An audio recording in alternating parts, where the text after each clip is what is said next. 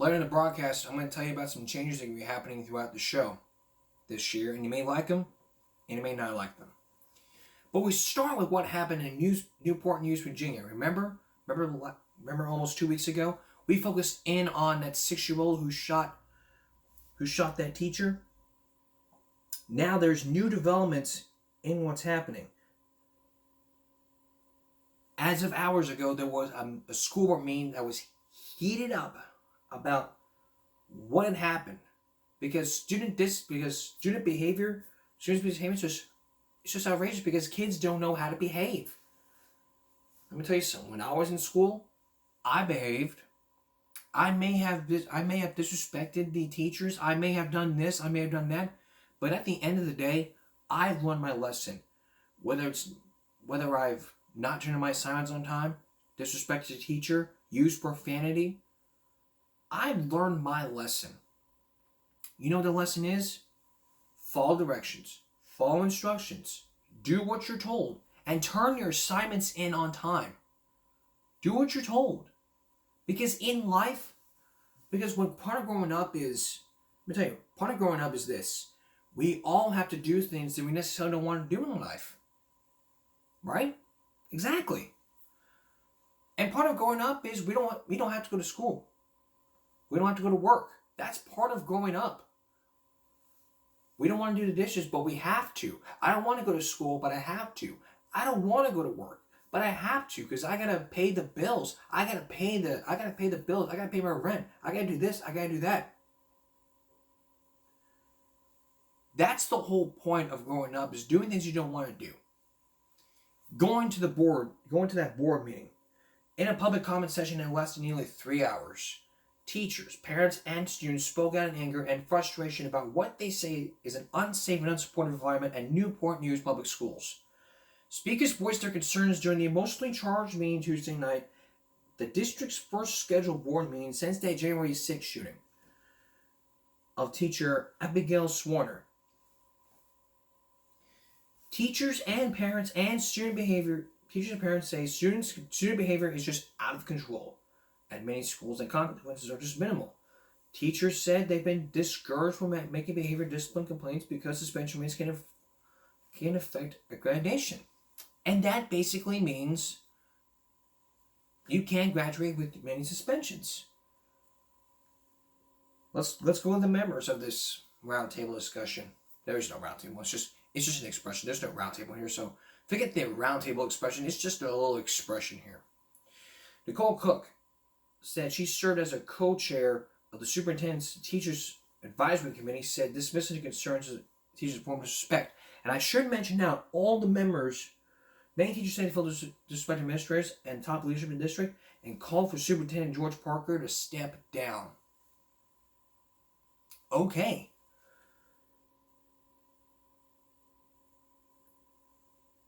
Desiree Yvette, whose 6-year-old daughter was in Swarner's class during the shooting, told the board her daughter was being bullied in school, and Swarner was working with the Yvette administrator to resolve the issue. That's good. William Fechner is an 8th grade teacher at Wendersley Middle School and said students don't feel safe. Fechner acknowledged the top district officials publicly saying they want to regain the trust of the teachers. D.J. Mendez, another teacher, said that closing Rich Neck was the correct decision. And Mendez also said that some teachers are angry and some are scared and some are thinking, I don't want this job anymore. That's like saying, since you don't want to respect me, I can't discipline my kids, I'm out of here. Goodbye, sucker. Suckers. You know why I raised it up in the air? Because I didn't want you seeing the bird. I'm sorry. Going back to the article here. Cameron Bridgard, the CEO of Violence and Intervention Prevention, said the community failed Swarner and also failed a 6-year-old student who police say shot her. Yes, everyone on the board meeting to use the energy they brought to the meeting and made changes, whether through volunteering with students impacted by mental health challenges or to donating to grassroots organizations that are working on these solutions. And there was a roundtable discussion that happened.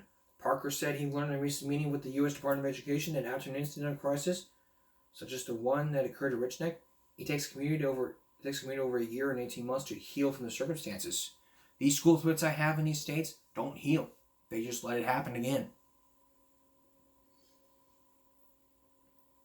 And during the discussion, several experts expressed the need for investments in student and social emotional welfare. However, they also cautioned the metal detectors would not be effective in reducing gun violence. Jen Freeman, the director of Social Media Support Lab, says metal detectors are at best a maldetergent that would only delay, not prevent a shooting from causing harm. He also said metal detectors could have harmful effects. Will Parker said he understands the research. He believes the research is valid. He says he would continue to favor putting metal detectors in place. He said there has been multiple instances, and we have to show to our community that we are going to do everything possible. So come by the weekend, I really hope that this plan will go into effect, because you put metal detectors in, it's like the airport. Many kids feel like it's going back to jail. Going to jail. You ever go to prison, you'll find that school's a whole lot different than prison. Because I know the difference between school and prison. School's education, prison's prison. You go to prison, you'll find that it's whole different.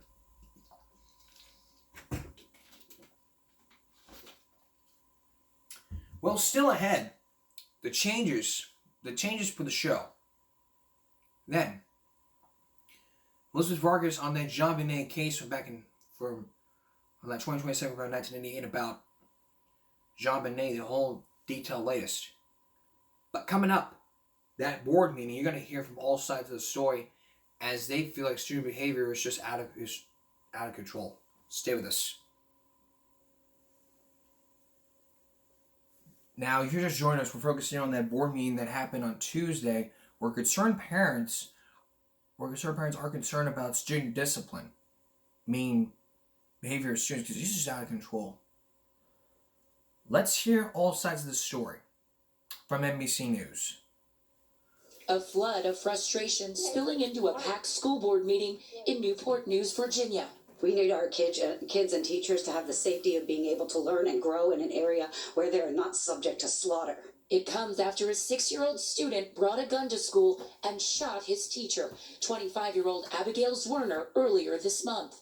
While she recovers in stable condition, the district now in turmoil. We have really failed our students under the guise of grace, and this grace has turned into enabling. Teachers and parents point to what they say is a district culture that discourages disciplining students for bad behavior. The students know nothing will happen to them if they get sent to the office. Change has to come from the top down. Some teachers say keeping discipline metrics down keeps attendance numbers up and can affect school accreditation. So it's a culture problem, correct? But that culture, you're saying, starts at the board. Well, they're the ones who have control. Also questions from parents about when learning will resume. Have you thought about the education of the kids? School officials promise metal detectors at all schools and are considering added security. Investigators say they're hoping to finish interviews with the first graders who were in the classroom this week with the help of psychologists. Those students' parents still reeling. She's 6. She's terrified because the person that was advocating for her got hurt. The district had no response tonight when asked about accusations of a lack of discipline in its schools, as some in this community are pushing for dramatic change. Katie Beck, NBC News, Newport News, Virginia.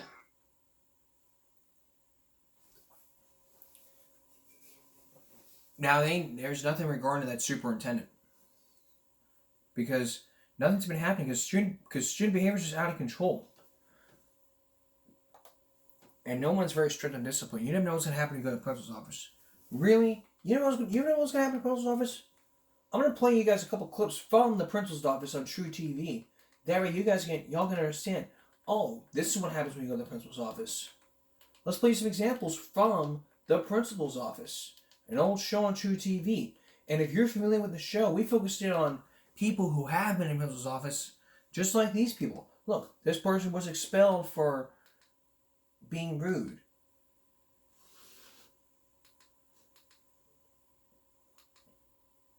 Now take a look at this one. Good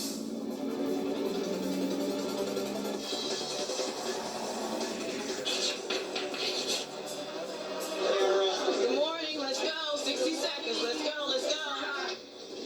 My discipline style is very consistent. There's no gray area for me. You've made the infraction and you'll suffer a consequence. You made a very conscious decision and we'll deal with it as such.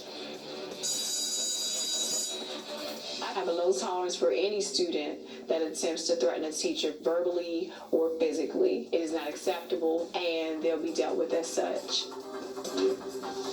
Good morning, LaRon.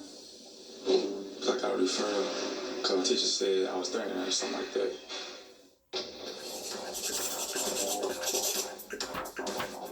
When I first read LaRon's referral, I wasn't really shocked. I've had a few run-ins with him about his insubordination in the past.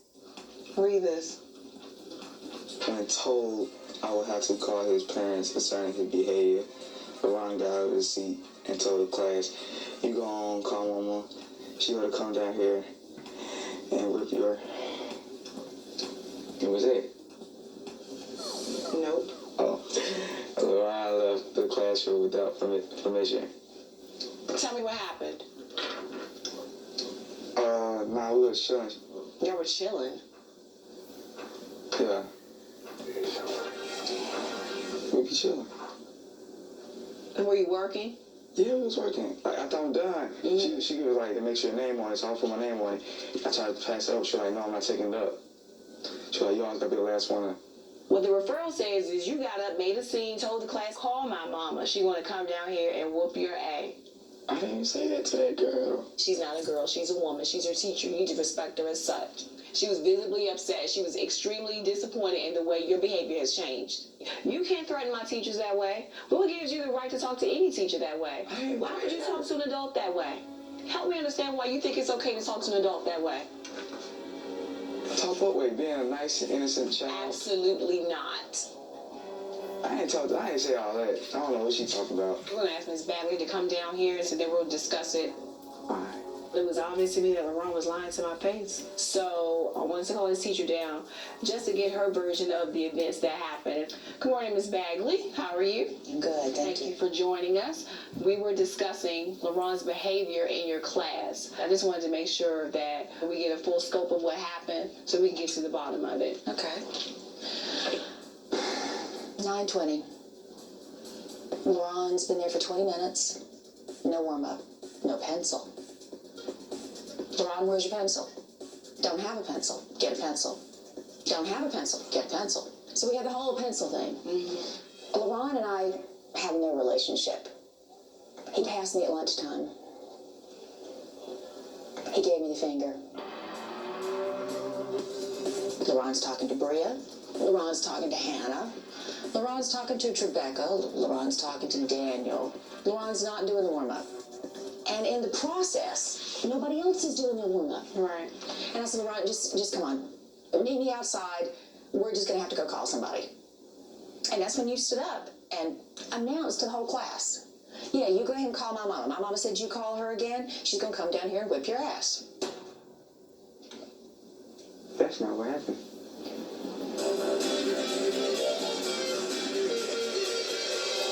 So I didn't say anything.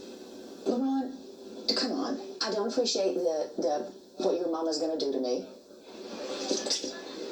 Man, she better be tripping, man. She just trying to play me. LaRon and I won't really have a working relationship. And it will probably be a struggle until the end of the semester. When she's speaking to you, you need to be respectful. Is that clear? Is that clear? I'm being respectful. Is that clear? Yes or no? Respectful. Answer the question. I don't know. LaRon, you know you should be suspended, right? What'd you say? You know you should be suspended for this. For what? You disrespected her and you disrupted her class. So as a result of that, you been suspended. She about to turn the furrow in on me, you know what I'm saying? You done? Yeah. Let me know when you're done. When she ain't gonna class start doing good, she try to play me, try to bring me back down. Why are you still talking?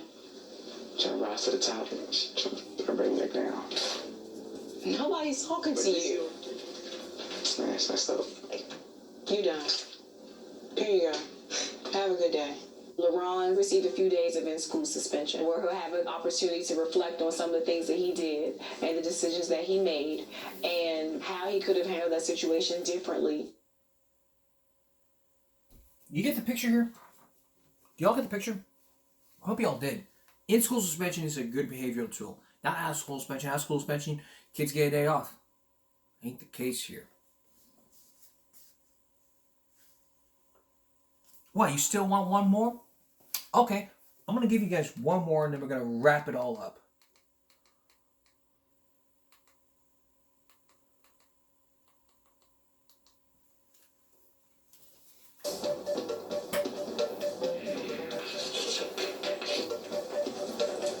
I've got a sophomore girl who just got upset with another student and threw something at his face.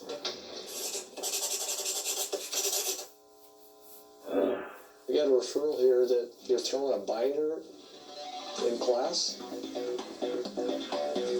Yeah. It really wasn't a big deal, Mr. Hampton. You can't be throwing stuff in class. It's not a big binder. It's not. It just look at this. It's not that big. Jamaica, it is a big binder, and definitely could have hurt him. I wasn't really throwing it. It was just like, here. It's from like not even that far away. From like me to you. Not even me to you. Like way closer. Where was he sitting? Across from you? Front. One seat ahead of you? No, two. 2 seats. So you zing it up past another student and then hits him? Yeah. If you look at the policy here for assault, it's going to be out of school suspension. Out of school suspension? Could be. But she wasn't at a game tonight. Cheerleading is really important to me. I mean, I have a huge game tonight, and if I can't cheer, I'm letting down my whole squad. You can't be throwing stuff in class, I mean, especially binders. What I'm going to do is I'm just going to go half a day of in-school suspension, and I'm going to take the cheer away this evening. Are you serious? Yeah. Why? If it hits him just right, all of a sudden he's off to the emergency room, and then we're having a whole different conversation here. Don't let it happen again. Thank you. See what happened here? Lost the privilege and the phrase here. Don't let it happen again. That's the phrase that always sticks me. When you say, it won't happen again, I will never do it again. It won't happen again. I'll never do it again. Don't let it happen again. You know what's going to happen again. We've lost common sense with all discipline here. So yeah. Now you get the picture here? I hope you all did. Coming up next, the detective from back in 1998 tells his side of the story about what happened back when he started investigating JonBenet Ramsey. Elizabeth Vargas gives all the details of what happened. Stay with us. Can y'all believe it's been like 16 years since little JonBenet Ramsey was murdered? Now, in case you didn't know what happened, JonBenet's father was on Megyn Kelly talking about what's going to be happening. Now there is very latest in what's happening. Like his father wrote to the governor because time's running out. Now here's the very latest from the U.S. Sun. A secret layer was uncovered by cops in case linked to JonBenet Ramsey after his dad told how he felt the attacker watched the family. 9 months after the mysterious murder of 60-year-old JonBenet, a young girl who attended the same Boulder, Colorado dance as school's same Queen Beauty was attacked by a masked intruder in her bed. For a period of several minutes, Amy was sexually assaulted by an unidentified assailant. And now there's probably new, it's probably the same culprit. Remember, the parents are not ruled as suspects. And in a future reference, we're going to Robert Walters, who died months ago, not a month ago, gave an interview to John and Patsy Ramsey as they tell their side of the story about the murder. But the DNA evidence could happen. But we probably don't know. So I'm really proud of the father. But you're about to hear from the detective who is the lead detective, who resigned in protest because of what happened. And here developments back in 1998, which was 2 years after the case broke. So how can this be solved? Here's Elizabeth Vargas.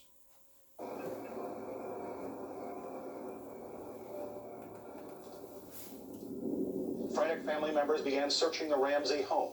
They found JonBenét's body inside a rarely used room in the basement. She had been strangled. Duct tape covered her mouth. It is clearly a new chapter in the case of JonBenét, a bright blonde 6-year-old the world knows best through the distorting lens of the beauty pageant cameras and the spotlight of a bizarre crime scene. Around 9 p.m. on Christmas Day, 1996, the Ramseys say they came home from dinner with friends and carried a sleeping JonBenét upstairs to bed. They say it was the last time they saw her alive. 1 year, 8 months, and 21 days after the murder of JonBenét Ramsey, grand jurors assembled here in Boulder to begin reviewing evidence in the case. Sources say much of it implicates her parents. The proceedings here are secret, and unlike witnesses in federal grand juries, witnesses here can't even reveal they testified. Now, we don't know exactly what the district attorney is presenting to those grand jurors, but sources have told us some of the key evidence Boulder police have collected. Last June 1st and 2nd, Boulder detectives made a presentation to the district attorney. That presentation included evidence, sources say, suggesting that one or both of the Ramseys were involved in or had guilty knowledge of the crime. We also discussed and identified and articulated 30 specific reasons that we believe a grand jury is necessary in this case and why we think it will be helpful in moving us forward. Our information on what was said in that meeting comes from well-placed sources in various law enforcement agencies. We emphasize there may be evidence to the contrary not available to us, or different conclusions may be drawn. And a reminder, in law and in fairness, all people are considered innocent until proven guilty. Sources say the ransom note written by the alleged kidnapper is considered a key piece of evidence.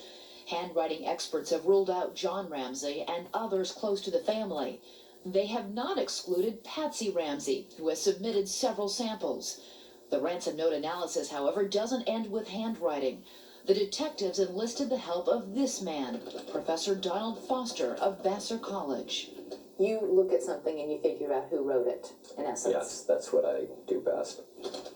Foster analyzes not the handwriting, but the text, the content, and syntax. Use of language, grammar, source material, borrowings, political or religious opinions, and anything that might enter into making a piece of writing distinctively one person's or another's, from punctuation to spelling and so on. The professor once discovered Shakespeare was the author of a centuries-old manuscript, and the FBI hired him to prove Ted Kaczynski wrote the Unabomber Manifesto. But he is perhaps best known for proving Anonymous was really Newsweek's Joe Klein. Early in the case, Foster actually volunteered his expertise to Patsy Ramsey after reading of her extreme distress. Ironically, she never called, but the Boulder District Attorney's Office did. In the Ramsey case, Foster had high marks for the detectives who brought him an impressive sampling of Patsy Ramsey's writings. Letters, notes, even files police retrieved from the family computer. My experience with the Boulder detectives was that they were entirely professional in their work, that they were dedicated to the case. Have you determined who wrote the ransom note? I have no comment. Foster is bound by a confidentiality agreement with the Boulder Police Department, but sources tell us in his report, summarized by detectives in the June presentation of evidence, Foster identified the writer of the ransom note as Patsy Ramsey. Foster analyzed commonly used words and also found similarities between Patsy's letter format and that of the ransom note writers. The indentations and punctuation, especially the repeated use of the exclamation point. We looked back through our own archives and found 2 samples of Patsy's writing. This 1996 Christmas letter peppered with exclamation points, and this 1978 photo with a 2-line note, each sentence ending in an exclamation point. Also, sources say as many as 250 books were cataloged and photographed from various rooms in the Ramsey house. In the event, they yielded possible clues. At least one book found in the bedroom did. Mindhunter by FBI profiler John Douglas. In Chapter 16, there is a case of a young girl who was kidnapped, sexually assaulted, and suffocated with duct tape. When the killer called the mother, he began with the words, "Listen carefully." The same two words begin the ransom note. Patsy Ramsey has said she found the note at the bottom of the back spiral staircase. She has said she read it and then called for John. In an interview for A&E airing tomorrow night, John Ramsey recalled his reaction after he read the note. That was the worst moment. Was suddenly realizing that someone had your daughter, your child, and has taken her, and she was gone, and we didn't know where she was, and it was dark, it was cold outside. But there's something curious here. According to a source, there are no fingerprints on the ransom note. Not Patsy Ramsey's, nor John Ramsey's. The question is, if the Ramseys held the note to read it, where are their prints?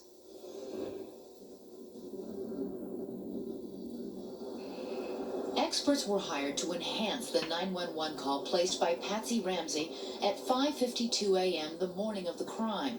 Sources report the enhancement appears to reveal the voice of 9-year-old Burke, the Ramsey son, asking his parents, "What did you find?" In that June presentation, the suggestion was the Ramseys were not being truthful when they told the police that Burke was asleep until after the police arrived.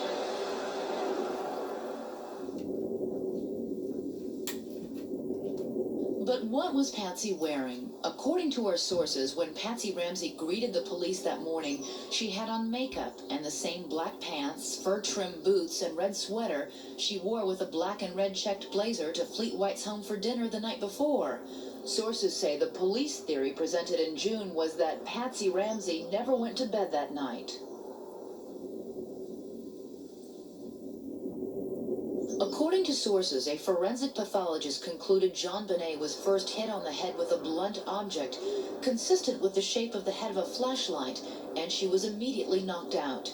After that, they say she was strangled to death with a nylon cord, then wrapped in a blanket and hidden in the dark with a favorite Barbie nightgown nearby. Why not just dispose of the body? In their June presentation, detectives cited FBI profilers who believe it is more difficult for parents than intruders to callously dispose of a body.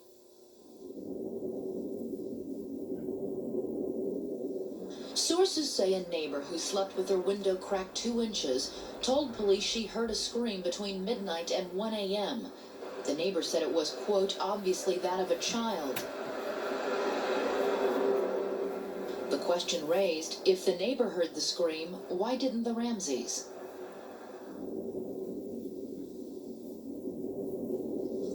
I'm appalled that anyone would think that John or I would be involved in such a hideous, heinous crime. But let me assure you that I did not kill JonBenét. I did not have anything to do with it. I love that child with my whole of my heart and soul. I did not kill my daughter, JonBenét.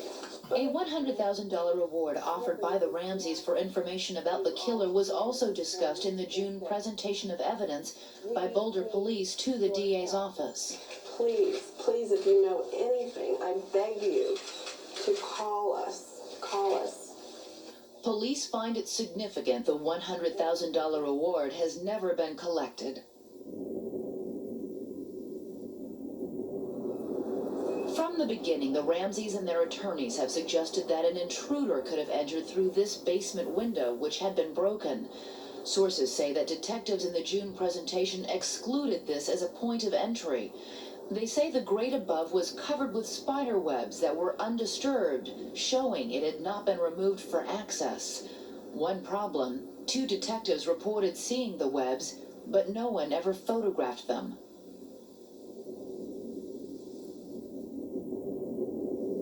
Sources tell us many of the items used by the killer came from the house. The notepad in one room. From the kitchen, a Sharpie pen with ink consistent with ink on the note. The wooden paintbrush which held the nylon cord around JonBenét's neck was from Patsy's art supply set kept here, outside the windowless room in the basement where JonBenét's body was found. A forensic pathology expert concluded a sliver consistent with that paintbrush was found in JonBenét's genital area, indicating she was sexually assaulted with that paintbrush. The origin of the black duct tape and nylon cord used on JonBenet has not been confirmed, nor has the source of a partial marking from a high-tech boot found near the body. Sources say detectives told the district attorney they believe the timing of the events discounts an intruder theory. Sources say detectives prepared a time study showing how long it would take an intruder to enter, collect items around the house, write a practice ransom note and then a final draft, accost, assault, and murder JonBenet, stage the scene, and then leave the house, all without disturbing the family.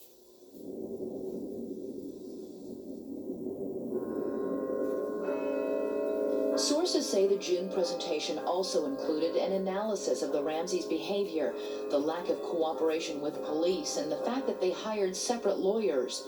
Also noted was the point that the Ramseys had both access and opportunity to commit the crime. Finally, sources say the last point made in the June presentation was that 4 fibers, consistent with those from Patsy Ramsey's black and red check blazer, were found in a strategic location on the sticky side of the duct tape which John Ramsey pulled from JonBenet's mouth. He left the tape in the basement, an area Patsy Ramsey said she had not been during the time in question. So how strong is this evidence as reportedly presented to the district attorney last June? We asked noted former prosecutor Vincent Bugliosi to serve as our ABC News consultant on the case and to review the information we gathered. Again, we point out there may be other evidence we are not aware of gathered by the detectives or the DA. The strongest evidence against the Ramseys in this case, as I see it, is nothing that directly implicates them, but the implausibility that anyone else committed these murders. But paradoxically, the strongest evidence that I've just pointed to, by its very nature, is the weakest evidence against the Ramseys. Why? Because even if we come to the conclusion that JonBenet was not murdered by an intruder, the inevitable question presents itself. Which one did it? And a prosecutor can't argue to a jury, ladies and gentlemen, the evidence is very clear here that either Mr. or Mrs. Ramsey committed this murder and the other one covered up. Even if the DA could prove beyond a reasonable doubt that JonBenet had to have been murdered by at least one of her parents, there'd be no case to take to the jury unless they could prove beyond a reasonable doubt which one did it. Why couldn't it have been Burke Ramsey, Patsy and John's son? He was the third person in the house that night. Well, it certainly could have been. But if it were, certainly the parents would know about it. And the question is, why wouldn't they release that information? It's not like they're protecting him from a life in prison. He's 9 years old, and in Colorado, he could not be punished at all. There'd be no legal consequences. The only thing is he'd get medical help that he obviously would need. Let's go through some of the evidence that we have been told was presented in this June meeting. First of all, the ransom note. How much weight does that carry in a court of law? Well, it carries weight, obviously, but it's not conclusive. Don't get me wrong. It's good evidence. It's not conclusive evidence. It's not going to carry the day. Even if it did carry the day, and you could prove beyond a reasonable doubt that Patsy Ramsey wrote that ransom note, that doesn't mean that she committed the murder. You have characterized this case as a non-physical circumstantial evidence case. Yep. What do you mean by that?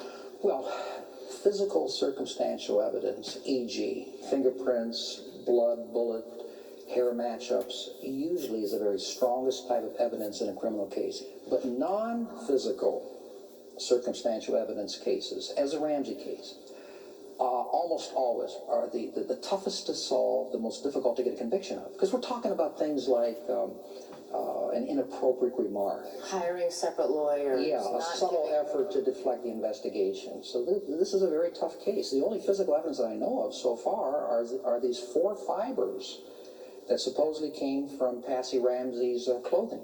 And there could easily have been a transference from her clothing to John Bonet's clothing that would have been normal, expected. So given what sources have told us was presented, and given what sources have told us is the evidence against the Ramseys, if this case were to go to court, you think the Ramseys would beat it? I think they would, yeah. At this particular level.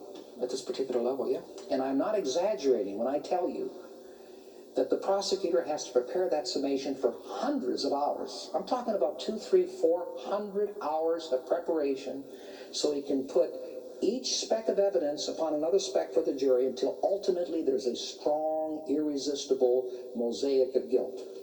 The prosecutor's argument and logic has got to be so powerful that the jury feels it has no choice but to convict. On Friday, we spoke to lawyers for John and Patsy Ramsey, and they told us that they believe the Ramseys are the innocent victims of a, quote, unprecedented and vicious media assault, attempting to influence the grand jury. They also believe police have stirred up, in their words, a lynch mob. The lawyers say it's difficult to address specifics without seeing the actual police reports, and they added that they've not heard the 911 enhancement. They not heard it, but if they did, we tell you. When we come back, that lead detective in that case, he tells his side of the story about what had happened, and he talks openly with Elizabeth Vargas. Stay with us. Before we continue on with this Elizabeth Vargas report, I wanted to point out there are going to be some changes to this channel and to the GMB YouTube channel. Let's start by looking at this. First of all, if you've seen my last videos, you've seen all my videos, I've been noticeably very silent. The only reason that is, I'm playing you the audio. I'm not actually showing you the actual video. I'm actually playing you the audio from the tape. I mean, you know what I mean. It's on the TV. You guys are hearing it. You're not watching it. I'm obviously silent. The whole reason behind this is it's like doing reaction videos. You know, when you see reaction videos, video on the screen, person reacting to on the top. That's the whole thing. The whole reason that is because I really don't have like all this fancy equipment like I have a setup right here. I have this stand here. I have this diner table. I have laptop. I have a tripod. This and this. I mean, if I had some help in this, like if I knew how to edit my videos, where instead of just this, I could just like stay silent, whatever, and just like they do in these stories. So the change is this. There are going to be it's going to be a pattern. This pattern is going to be like this. This pattern, like this. Let me show you. This pattern is going to be where you will see the story like this. That's the pattern. The other pattern is when I use this and put this over here, and that way I'm watching and it's the same thing I'm doing. So that's the pattern it's going to be. So it's going to be like every week, not every day, every week. Not like some days. It's going to be week by week. 1 week I'll show you this. 1 week I'll be sitting at this angle right here. That's one change. Another change, this is for the GMB YouTube channel. We're going to do what we call a second look. That's to where we look at stories that I've not showed you because before I discovered my new camera angle. So if we do something like, if I'll type in GMB second look, a second look. That's what I'll do. A recap. We'll take a second look at that issue. And if it's a news magazine related to Dateline, like if it's Children of the Harvest, that's what we'll do. We'll recap the story or if it's like a short story, like if it's like one of my old videos, one of my Dateline videos, like let's say like we did Children of the Harvest and I want to take a second look. So I would type in GMB second look. That's to where this angle would be best. This angle right here would be best. I'm showing you the video, and when I'm showing the video, I step away so that you guys can see the video instead of seeing my face.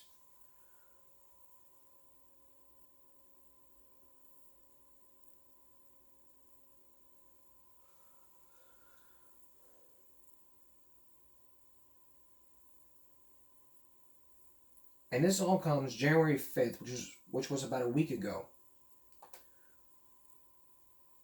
I wanna thank I want to remember the channel name, but if you're watching, I want to thank you for pointing that out. Now, if you're also watching, the only reason why we're doing that angle was happening is because it's like a reaction video. Just to recap. Also, it's gonna be like news magazine stories. The only reason bringing Dateline, and there's also gonna be some. I've been holding back on my singing on the covers of the American Player YouTube channel because I've been more focused on telling the issues. Like I've been more focused on the show. So there's gonna be changes to that. Going back to GMB YouTube channel, we're still gonna do Throwback Thursday, and all that, and we're gonna do reruns in case we do season finale. So for season finale, there won't be much on the TAP YouTube channel. It's gonna be on the GMB YouTube channel. So if like there's updates going, like if I say that's giving me a break for this Monday or Wednesday, I'm gonna be off the rest of this week. So any new developments will update you on the YouTube channel, on the GMB YouTube channel. Also, we're going to do some more outdoor shows. That is going to happen starting. I wasn't going to say on Friday, but it probably could rain. If it rains, we won't do it. But if it doesn't rain on Friday, we're in a clear. We're good to go. So our first outdoor show of this year, of this season, we're going to have that for you on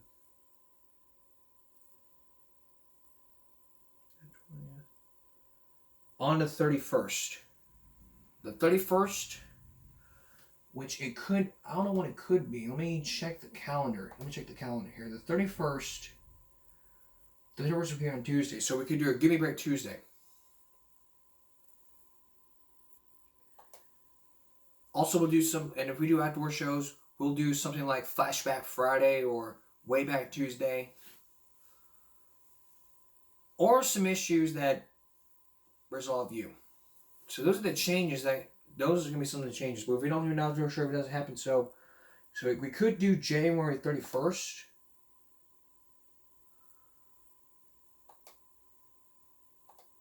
Or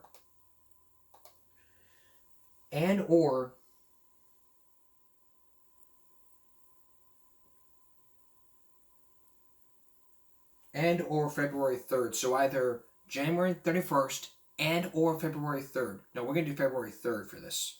So February 3rd is going to be the first outdoor show. And the reasons why we do outdoor shows, I want to get involved with my audience and say, hey, what makes you say give me a break? And they can just come on the camera and say, oh, well, this and this. At that point in time, we could be doing Throwback Thursday. We're gonna make it. We're gonna try to make it fun this year. Less of this, and try to make it more fun for you guys at home. For you guys watching today, you guys can get the experience of what goes on. So, yeah, those are the changes that are gonna be happening throughout the years, and I hope you do like those changes that are going on. And if you don't like it, and you'd like me to change some things, let me know in the comments, and we'll make the changes. We can make anything happen. the same goal has always been to look at issues, discuss them, and try to help out any way, shape, or form. So that way, you can be a good member of this community, and you can help shine a bright light on your friends, your family, and especially the school you go to. And I hope you like these changes. When we come back, the lead detective in that JonBenét Ramsey case tells his side of the story about why he quit in protest, why he resigned, and what's going to happen to him. Stay with us. Well, we are now out of time, but we're going to continue this. We're going to continue this issue. We're going to continue the JonBenét issue on Friday. Now, why did the lead detective retire about his case when he was just looking forward to it? Why was this case on hold? You'll hear all sides of the story as the lead detective tells his side of the story about what happened. But he won't discuss the evidence. Here's a preview. The murder of JonBenét Ramsey consumed his life. So why did this detective suddenly up and quit the case and his job? He'll tell you tonight in an Elizabeth Vargas exclusive when 2020 Sunday continues. And now, before we go, here's something else you may see coming soon. Coming up next week.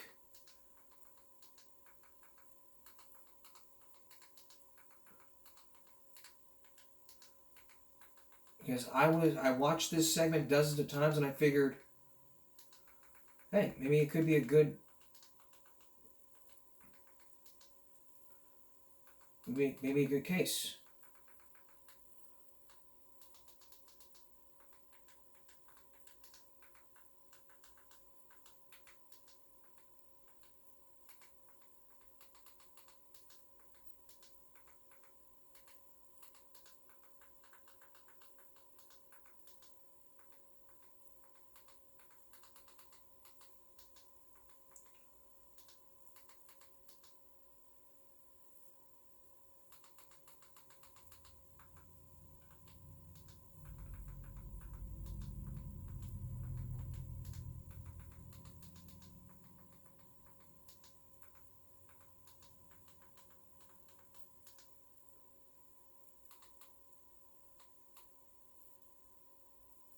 Actually, it may take 2 months to try to tell you.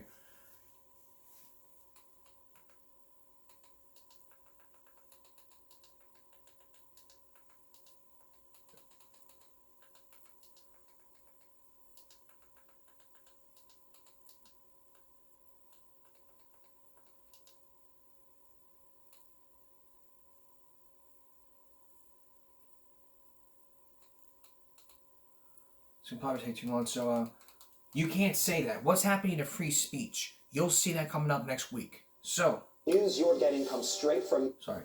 Until Friday. That's giving me a break for this Wednesday going to Thursday. We'll see you tomorrow morning or tomorrow evening for Throwback Thursday. For all of us here at YouTube, I hope you've had a great day, and I hope you have a good night.